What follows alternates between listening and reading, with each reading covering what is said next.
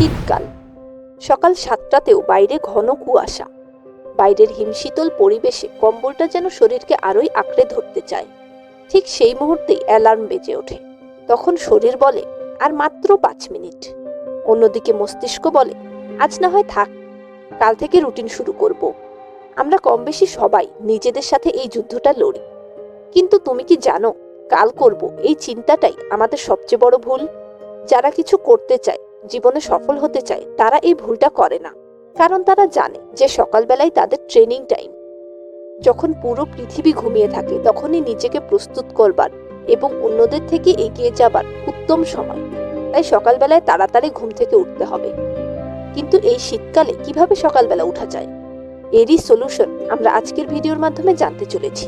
তাই ভিডিওটি পুরো দেখো, কেননা শেষের সলিউশনটি না জানলে অন্য সলিউশনগুলো ততটাও কাজে দেবে না। তো চলো শুরু করা যাক। আমাদের ব্রেন তখনই কাজ করে যখন সে জানে যে কোনো কাজ তাকে কেন করতে হবে। হয়তো তুমি ফিজিক্যালি এবং মেন্টালি ফিট হতে চাও, পড়াশোনায় মনোযোগ বাড়াতে চাও, কিংবা নিজের ক্যারিয়ার ও স্কিলকে ডেভেলপ করতে চাও। কারণ যাই হোক না কেন, তোমাকে সবসময় তোমার লক্ষ্যকে মনে রাখতে হবে।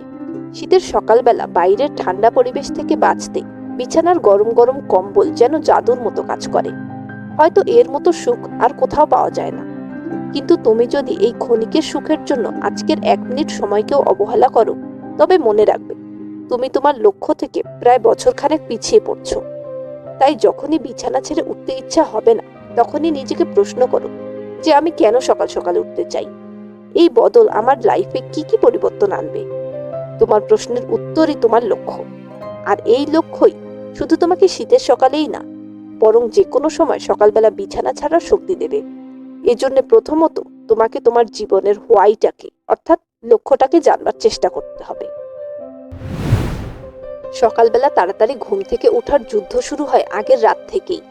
যদি তুমি ঘুমাতেই যাও রাত ২টায়, তবে সকালে উঠবে কি করে? এজন্য সকালবেলা তাড়াতাড়ি উঠার প্রস্তুতি আগের রাত থেকেই শুরু করো। আগের রাতেই পরদিন সকালে উঠে কি কি করবে তার একটা ছোট্ট প্ল্যান লিখে রাখো। তাহলে সকালবেলা উঠে তোমার সময় নষ্ট কম হবে। ঘুমানোর প্রায় ৩০ মিনিট আগে মোবাইল ফোন চালানো বন্ধ করো। এখন অনেকে বলবে যে আপু, আমার তো ফোন না চালালে ঘুমই আসে না। তো তোমাকে বলে দেই যে এটা তোমার একটা ভুল ধারণা। ঘুমানোর আগে বেশিক্ষণ ফোনের স্ক্রিনের দিকে তাকিয়ে থাকলে ব্রেন উত্তেজিত হয়ে যায়। মোবাইল ফোন থেকে বের হওয়া নীল আলো ঘুম আনতে সাহায্যকারী হরমোন মেলাটোনিনের উৎপাদনে বাধা দেয়। তাই সহজে ঘুম আসতে চায় না, যা তোমার স্মৃতিশক্তির উপর মারাত্মক নেতিবাচক প্রভাব ফেলে। এজন্য ঘুমাবার আগে স্ক্রিন টাইম কমাও। রাত ১১টার মধ্যেই বিছানায় যাও। যখন তুমি আগের রাতেই মনকে প্রস্তুত করে শোবে, তখনই সকাল হবে সহজ।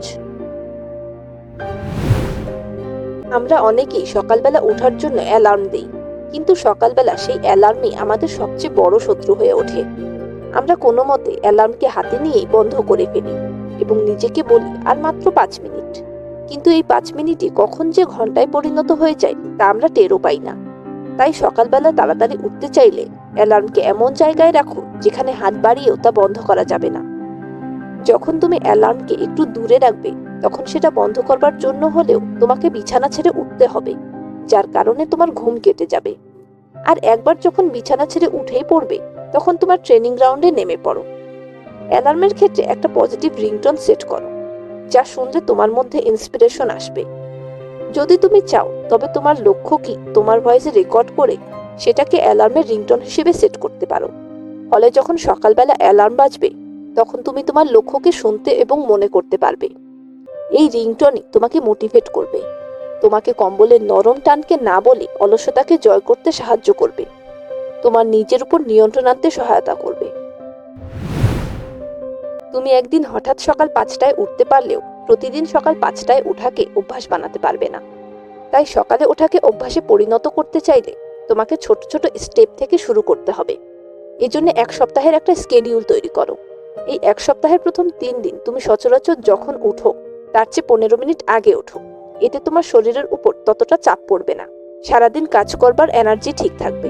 এর পরের ৩ দিন আরো ১৫ মিনিট, অর্থাৎ ৩০ মিনিট আগে ওঠো। দেখবে এভাবে করতে করতে ১ সপ্তাহে অন্তত ১ ঘন্টা সময় এগিয়ে আসবে। আসলে শুরু করাটা কঠিন নয়, কিন্তু নিজেকে সামলে চালিয়ে যাওয়াটাই অনেক কঠিন। এজন্য নিজেকে টাইম দাও। ধীরে ধীরে তোমার শরীরের ঘড়ি নিজে নিজেই ঠিক হয়ে যাবে। তোমার অগ্রগতি নিয়মিত হবে যদি তুমি হাল না ছাড়ো। সব দিন সমান যাবে না। কোনো কোনো দিন হয়তো তুমি নিয়মটাকে ধরে রাখতে পারবে না, তবে এ কারণে নিজেকে দোষ দেয়া যাবে না। প্রতিদিনই সকাল 5টায় উঠতে হবে এটা বাধ্যতামূলক নয়। আজ হয়নি, ইটস ওকে, কিন্তু কাল হবে, আমি হাল ছাড়বো না। এই ধরনের মানসিকতা তোমাকে পরের দিনের জন্য ভিতর থেকে শক্তি দেবে। কিন্তু পরের দিন কিছুতেই মিস দেয়া যাবে না, কেননা ভুল একদিন হয়।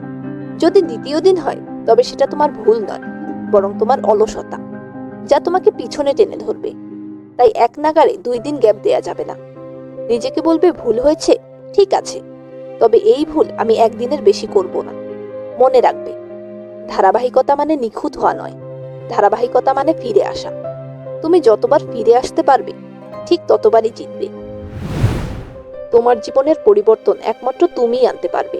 তোমার শুধু দরকার সেই শক্তি যা তোমার ইচ্ছা শক্তিকে জাগ্রত করবে, সেই শক্তি যা তোমাকে শীতের সকালকে জিততে সাহায্য করবে।